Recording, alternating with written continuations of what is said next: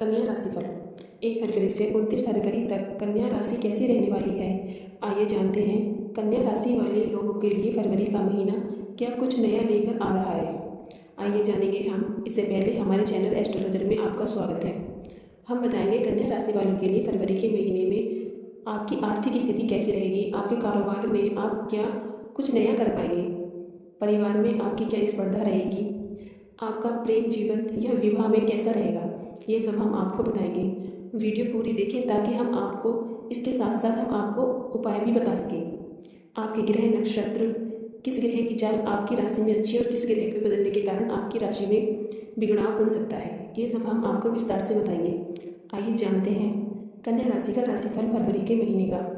कन्या राशि में जन्मे जातकों के लिए यह महीना बहुत हद तक अनुकूल परिणाम देने वाला महीना साबित हो सकता है। हालांकि आपको अपने व्यवहार में बदलाव लाना होगा। इस पूरे महीने तो आपकी ही राशि में स्थित रहेंगे जो आपको लोगों से अलग अलग बनाएंगे। आपके अंदर एकांकी रहने या अलग रहने की भावना जन्म ले सकती है जो आपके लिए अच्छी नहीं होगी, क्योंकि इससे आपके अपने लोग ही आपसे दूर हो सकते हैं। अपने आप को लोगों के सामने प्रकट करें और इससे आपका रिश्ता प्रबल होगा। जमीन खरीदने की स्थिति बन सकती है, गाड़ी भी खरीद सकते हैं। इस महीने शारीरिक तौर पर थोड़ा सा ध्यान देना होगा, क्योंकि स्वास्थ्य संबंधी समस्याएं आपको परेशान कर सकती हैं। आपका विदेश जाना का सपना भी इस महीने पूरा हो सकता है। आइए जानते हैं कार्य क्षेत्र में। करियर के दृष्टिकोण से यह महीना अनुकूल रहने की प्रबल संभावना है। महीने की शुरुआत में शनिदेव महाराज छठवें भाव में अपनी ही राशि में प्रबल रूप से विराजमान रहेंगे, जो आपसे मेहनत करने को तो कहते रहेंगे। उनकी मेहनत करने की प्रेरणा आपको आपके कार्य क्षेत्र में सफलता दिलाएगी और नौकरी में आपकी स्थिति मजबूत हो जाएगी। आप अपने विरोधियों से भी नहीं घबराएंगे। महीने की शुरुआत में दसम भाव के स्वामी बुध महाराज पंचम भाव में रहेंगे, जो नौकरी में बदलाव ला सकते हैं। लेकिन 20 तारीख यानी कि 20 फरवरी को बुधदेव के छठे भाव में जाने से किन स्थितियों पर विराम लगेगा और आप अपनी नौकरी में जमे रहेंगे। व्यापार करने वाले जातकों को थोड़ी सावधानी के साथ आगे बढ़ना होगा, क्योंकि सप्तम भाव के स्वामी बृहस्पति महाराज अष्टम भाव में रहेंगे, जो अचानक से कुछ घटनाओं को जन्म दे सकते हैं जो आपके व्यापार के लिए अनुकूल साबित नहीं होंगे। लेकिन शतम भाग में राहु महाराज के विराजमान होने से आप लोगों को चिकित कर देने वाले निर्णय लेंगे जो आपके व्यापार को आगे लेकर जाएंगे और आपके व्यापार में अच्छी उन्नति के योग बन सकते हैं। आर्थिक स्थिति कैसी रहेगी, आइए जानते हैं। यदि आपकी आर्थिक स्थिति को देखा जाए तो यह महीना आर्थिक रूप से उतार चढ़ाव से भरा रहने वाला है। महीने की शुरुआत में मंगल और शुक्र चतुर्भाग में बैठकर कोई चल अथवा अचल संपत्ति प्रदान कर सकते हैं। मंगल वहीं बैठकर आपके एक दशा भाव को भी देखेंगे, जिससे आपकी आमदनी में बढ़ोतरी करेंगे। सूर्य और बुध पंचम भाग से एक दशा भाव पर दृष्टिपात करेंगे, इससे भी आपकी आमदनी में बढ़ोतरी होगी। लेकिन देवगुरु बृहस्पति के अष्टम भाग में होने से धन हानि होने के योग भी बन सकते हैं और घर की जरूरतों का बहुत सारा धन खर्च हो सकता है। 13 तारीख को सूर्य के छठे भाग में जाने से खर्चों में कुछ तेजी आएगी। शनि के द्विदशा भाग पर दृष्टि डालने से भी खर्चों में तेजी भी बनी रहेगी। हालांकि मंगल और शुक्र के पंचम भाग में आ जाने से आमदनी भी बढ़ेगी, लेकिन बुध के 20 तारीख फरवरी को छठे भाग में आ जाने से आपके खर्चों में बेतहाशा बढ़ोतरी होगी।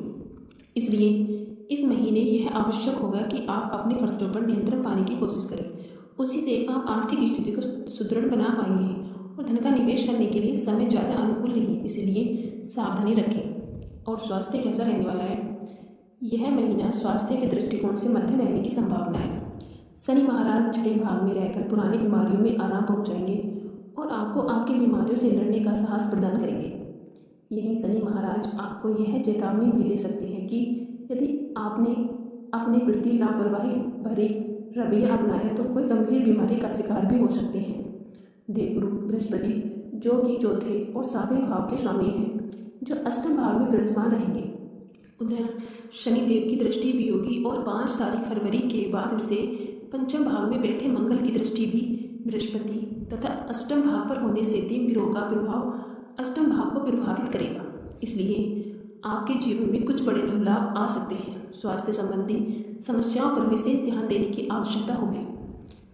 प्रेम विवाहित के बारे में जानते हैं। यदि आप किसी प्रेम संबंध में हैं तो महीने की शुरुआत बेहद अनुकूल रहेगी। सूर्य और बुध पंचम भाग में रहकर आपके प्रियतम को बहुत अच्छे दिमाग वाला और शुभ विचारों से युक्त बनाएंगे। आप अपने प्रेम को सही अर्थ में परिभाषित कर पाएंगे। 5 तारीख को मंगल और 12 तारीख को शुक्र के पंचम भाव में आ जाने से आपके रिश्ते सामान्य से आगे बढ़ेगा, एक दूसरे के और निकट आएंगे और आप अपने प्रियतम को दिल की गहराइयों से प्यार करेंगे। अगर विवाहित जातकों की बात करें तो इस महीने उतार चढ़ाव की स्थिति दिखाई देती है। आपकी राशि में केतु और सप्तम भाव में राहु पूरे महीने विराजमान रहेंगे और महीने की शुरुआत में मंगल की दृष्टि चतुर्थ भाव से सप्तम भाव पर होगी, जिससे जीवन साथी से तनाव बढ़ सकता है, कहा सुनी होने के योग बनेंगे, उनका स्वास्थ्य भी पीड़ित हो सकता है। हालांकि महीने के उत्तरार्ध में आपके रिश्ते में समस्याओं में कमी आएगी और एक दूसरे को समझ पाने का प्रयास करते रहेंगे। इससे एक दूसरे को धीरे धीरे समय भी देंगे और उससे आपके रिश्ते पर बड़ी धूल साफ हो जाएगी, लेकिन इसमें समय लगेगा, इसलिए धैर्य रखें। पारिवारिक के बारे में जानते हैं। यह महीना पारिवारिक तौर पर मध्यम रहने की संभावना है। महीने की शुरुआत में मंगल और शुक्र आपके चतुर्थ भाव में विराजमान रहेंगे और चतुर्थ भाव के स्वामी बृहस्पति महाराज अष्टम भाव में बैठकर चतुर्थ भाव और दृष्टि भाव तथा द्विदशम भाव को पूर्ण दृष्टि से देखेंगे। इसके परिणाम स्वरूप आपकी लंबी यात्राओं का योग बन सकते हैं। परिवार में धार्मिक और शुभ कार्य हो सकते हैं। किसी के विवाह या किसी फंक्शन का आयोजन हो सकता है। यदि आप चाहें तो आप कोई नया वाहन यानी संपत्ति भी इस महीने खरीदने में कामयाब हो सकते हैं। बीच बीच में परिवार की तरफ से तनाव भी बढ़ सकता है और माताजी से आपकी कहासुनी भी हो सकती है। इसके बावजूद भी आपका पारिवारिक जीवन सुखमय रहेगा। तीसरे भाव के स्वामी मंगल चतुर्थ भाव में और 5 तारीख को पंचम भाव में चले जाएंगे। इससे भाई और बहनों का प्रेम आपके साथ बना रहेगा। उनके सहयोग से आपके कामों में सफलता मिलेगी और महीने के उत्तरार्ध में आमदनी बढ़ने में भी उनका सहयोग मिल सकता है।